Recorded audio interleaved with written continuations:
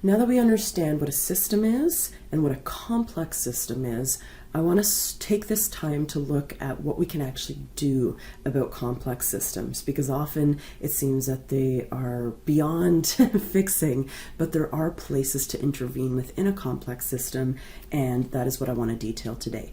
That said, often our solutions to complex system, like I keep saying, are reductionist in nature. So I like this slide here because it shows kind of an example of a complex system. And with reductionist thinking, we're just looking at the various elements, like for instance, people eating too much, or people having a slow metabolism, or people eating too much sugar. We look at those elements of the system, we look at the components of the system, and then we devise treatments or interventions based on the components of the system. And often these treatments are disease-driven. They look towards getting people within a normal range, and people think that if we do something about sugar consumption, we do something about physical activity patterns, and we just look at those things in isolation, that it's all going to add up to a difference. But again, with this reductionist thinking, we're not looking at the interrelationships between variables and how those interrelationships make a difference within the system.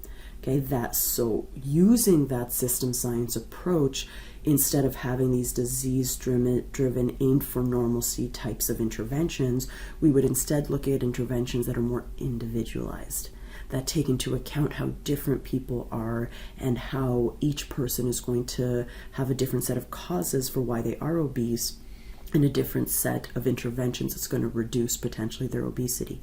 Okay, these kind of treatments might change over time. Perhaps someone needs a certain intervention now and needs another intervention later. Or if we're looking at the population level, same things apply. Okay, this is going to work for now, but then as that changes, we need to move into a different type of intervention.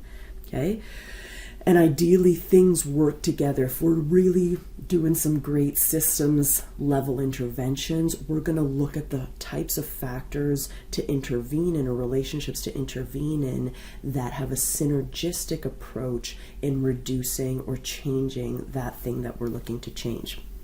Okay, so that said, often when we look at complex problems, one of the issues is a lot of us are like, oh man, that sounds complicated, that sounds complex, I don't even know where to start. If obesity is not just eat less and exercise more, oh my goodness, how do we even make a difference here, right? Retreat, despair, loss of hope, blaming people, blaming parents, blaming the food industry, blaming sugar, blaming whatever else. Though that's like one of the most common approaches I see to obesity. People don't often despair, they often just look to blame the individuals often, or other factors, instead of realizing that so many things are working together these days to promote obesity and other complex subjects. Okay, and often our solutions to complex problems are, again, simplistic, like telling people to eat less and exercise more. Okay? That said, there are places to intervene in a complex system. And often, like I said, we typically focus on more simplistic solutions that look at the structural elements of the system. But ideally, if we focus our solution on these kind of higher parts of the intervention level framework, which you're going to read a little bit more about this week, then we are probably going to make more of a difference. But it's harder to make a difference on these kind of higher level concepts of a system.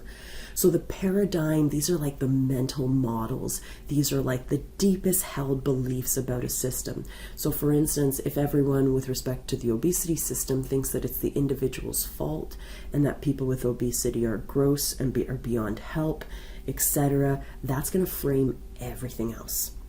And that's going to keep us stuck in simplistic solutions that aren't going to make a difference. Okay? That's harder to change though, those paradigm level approaches.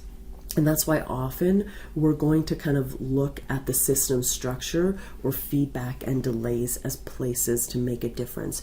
And part of your big project this semester is to make a difference somewhere, propose a difference somewhere with respect to obesity. And I suggest looking at how you can change the structure of whatever is going on right now, or certain feedbacks and delays within that particular system in order to make a difference. And again, I want you to read this to understand a little bit more what those concepts mean. That said, I'm going to give you a little bit more direction on what I mean by changing our perspective from more simplistic solutions to complex system solutions with respect to each of those 5 parts of the intervention level framework, which is actually a more simplified version of a longer intervention level framework by Meadows, okay? So like I said, the paradigm of the system, if we were to change this, it's probably going to have the most effect on the whole system and promote a entirely different emergence from that system as well.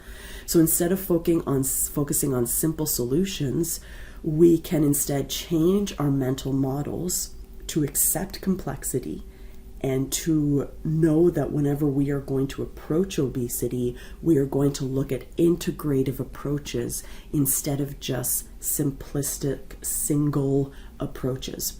Okay, so that's shifting our paradigm about how we even approach obesity. When it comes to the goals of the system, these are actually pretty much aligned both with a simple, simplistic view of obesity and a more complex system view. So both in a simplistic view of obesity and a complex systems view, our goal is ultimately to reduce obesity by improving those lifestyle behaviors that are going to promote obesity. You could actually argue that a simplistic view of obesity would say that a goal would be to lose weight, for people to lose weight. But that doesn't actually accept the fact that there are behaviors that promote weight, okay? So a goal for a complex systems intervention would be to increase physical activity, healthier diet habits. Like I said, they might be the same in both a simplistic view and a complex system view, okay? Changing the structure of the system is something that you might, like I said, want to aim your intervention at for your complex systems project, your intervention project. So right now, one of the issues is that there's a lot of different people that are like looking to improve obesity, but they often work in what we call silos. Silos are just like boxes, basically, where people are working in their own box. There's no communication between boxes, and there's different industries or areas working on a problem independently, okay? That said, a complex systems intervention would change the structure so they're all working together. So we're not just looking at the fitness industry. We're not just looking at the food industry. We're also looking at psychology. We're also looking at nutrition and maybe dietetics as well. We're also looking at kinesiology and behavior change theory. And we would ask all these people from public health to individual level health to kind of exchange information and work together to ideally change this.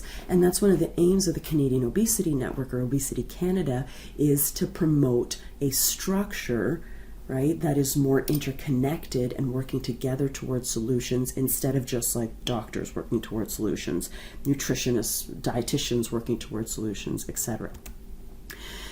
Changing feedback and delays. In a simplistic view, there is typically longer delays, so things take longer to happen, and there's more of these reinforcing feedback loops, like the one I showed you in the last module of how demand for convenience promotes the convenience of food offering, promotes descaling. That's a reinforcing feedback loop where it like kind of keeps winding up, basically. A complex system view would instead look at something called a balancing feedback loop, basically where one thing leads to something else, but that next thing kind of feedbacks and slows something down. And that's actually what happens in the body. The feedback that we often see in the body is negative feedback, right? So when levels of something go up, there's a feedback to the beginnings of that feedback loop that tells something else to, let's say, stop secreting that hormone. Okay, so in a complex systems level intervention that looks at feedbacks and delays, we're going to change from more reinforcing feedback loops to balancing ones, or ones that kind of reduce the likelihood that individuals will be obese.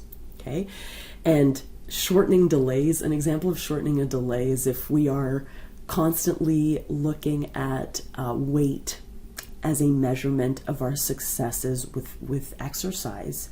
There's a long delay between how much you exercise and your weight changing, typically, for most people, not everyone. Okay, so if we're constantly looking at, okay, if I'm exercising, I'm going to lose weight, but there's a long delay between those things, that can be really demotivating for people. But if we change the mental model, which is more on the paradigm side of things, to instead looking at the relationship between exercising and improving fitness, there's potentially a shorter delay there. Or exercising and feeling good from exercising, there's a shorter delay there. And one of the issues with obesity is a lot of our interventions for obesity, like eating less and exercising more on the individual level, there's a long delay between us doing those things and actually getting the reward of a reduction in weight. And because we're looking at those things to change the model, it's often very demotivating for people because there's such a long delay there. Okay? And that said, a lot of times we look at the structural elements, and it's okay to look at the structural elements. That said, we want to look beyond just like more simplistic structural elements to ones that are more, let's say, complex. So instead of telling people to exercise more, which would be a simple solution, a more complex system solution might be setting up environments that are more walkable. Instead of telling people that they should exercise in school and educating them about exercise in school, let's shift it to make an environment where physical activity is very common in school. Like it's very walkable, the school environment, and let's say there's a lot of daily physical education that's of high quality. Okay? So here's some other examples, and I'm not going to go through these all. You can read through these, but it's really to give you an example. It's kind of a hard concept to get, so I want to give you more examples of what kind of things fit into each category as far as shifting the system. And these are examples of what each of those parts of the different levels of the framework actually look like in realistic terms. And then what I would do for you, for your project, is to look at some of these areas. Once you've kind of defined the problem that you want to look at some of these different suggestions to and framing to kind of figure out what you can actually do to change your own system. And I can help you through this as well. So something else we can do with complexity that can help us understand it more, and it kind of seemed like we shouldn't do this because this is what I've been fighting against, but we can also simplify complexity as long as we start with an understanding that things are complex to begin with. So for instance, Diane Finegood, who's worked in obesity and works in complex systems, her and her lab took this foresight obesity model and simplified it into what she calls a reduced foresight map to really highlight what are the kind of main drivers of the system as represented by the original foresight map. So what they did with this reduced foresight map is they looked at all the connections between different areas, and they looked at the number of connections and represented the number of connections between different areas with arrows. The thickness of the arrow denotes how many connections there are between one area and another, and the thickness of the node, of the box around the node, signifies how many different parts, how many different structural elements exist within that node. So like how many different things are affecting physiology, for instance. And what this reduced foresight map showed, as far as the foresight map of obesity, the greatest amount of connections or the greatest amount of influence seems to be coming from food production to food consumption. So if I were to look at this, I'm going to get exhausted. I'm like, I don't even know what to do. The main goal of this map is to show that obesity is complex. But then I can take this map and I can start looking at, okay, where can I make a difference? And that's what Diane sought out to do with this. Like, where is a difference going to make the most difference. A change going to make the most difference. And what they found, according to that map, is that perhaps food production, because it affects food consumption so much, that is maybe going to be a bigger lever to pull. And then we'd want to look within food production to like which interrelationships probably play the biggest role in changing obesity and which ones can we actually change as well. Okay? So that's an example of reducing or simplifying a complex problem. So understanding that it's complex, so then we can maybe make more of a difference. Okay. So going a little bit further, here are some solutions to complex problems, and I love all of these. So first of all, consider that individuals matter. Individuals can help us come up with solutions. Individuals can each have their own set of things that are promoting obesity, and if we understand what's going on for each of those individuals, we can approach it differently and customize or individualize approaches, matching capacity to complexity. And what this means is we can either increase people's capacity to deal with the problem or decrease the complexity of the problem, or both. So for instance, right now, this is like difference in food labeling across the world. If I look at this, it looks like I don't even know what to do. The messages are different depending on where you look. There's a lot of complexity in how to even, interpret food information. Okay, the newer food guide looks to take that complexity and simplify it. That's one of the main goals of the new 2019 Canadian Food Guide, was to simplify food labeling, simplify nutrition recommendations, simplify it all so people can understand it better, and their capacity to make a difference can increase as well. Okay, set functional goals and direction. So again, look at which levers are going to make the most difference and move towards those. Work with different people. Don't just work in silos, but get different people that are kind of in different parts of that system to work together to come up with solutions and to make differences along different parts of that system as well. With cooperative teams, ideally competition can help between different groups as well when we are trying to change any kind of a system. And then assess effectiveness, and this is going to be part of your project as well. And something really important in BBK 340 is whatever we set out to do, we want to assess that it's actually working, and if it's not, we reevaluate and we change something. To put it all together, some take-home messages from this unit is that obesity is a complex adaptive system. To understand that concept of adaptation, please watch one of the other videos that I posted about that. Okay, we cannot solve obesity by looking at it through a reductionist lens. If you take nothing from this class, I want you to ideally reduce your weight bias, or at least be aware of it, and also to stop looking at obesity as just like people eat too much and don't exercise enough. Let's look past that reductionist lens. Most solutions to obesity focus on changing structural elements, but that's really ineffective. Okay, those changing like one part of the system, like reducing sugar consumption, or improving the microbiome, or getting people to building more walkable paths, none of those in itself is going to change the entire system. Okay, that said, if we understand that obesity is a system, we can look at which connections, which interactions are kind of making the most difference for an individual or a population, and which ones are actually modifiable, and can we pull a lot of levers that are interrelated and that are affecting the system at a larger level. Can we pull enough of those levers in a collaborative way so we shift the overall system? Okay. That is far more challenging than looking for simple solutions, but it is ultimately more effective. That said, systems don't change if we keep looking at the structural elements instead of the system as a whole. Racism is not going to change by looking at just single actions of racism, or the police, or people in power. If we just keep looking at single elements within that system, it's not going to change the whole thing. Police aren't themselves responsible for racism. There is a system of things that are going on for a long time that are promoting what we see these days. And if we keep looking at changing one factor or another, little simple solutions to change the whole system, we're not getting at the root of things.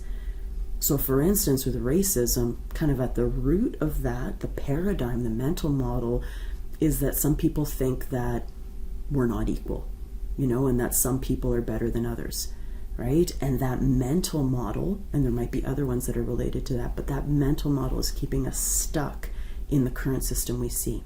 Okay, and obviously obesity is different, but I'm trying to show that focusing on single elements of a system is not going to change the whole. And we have to understand how the system works and try to work at different levels of that system to ultimately make a difference.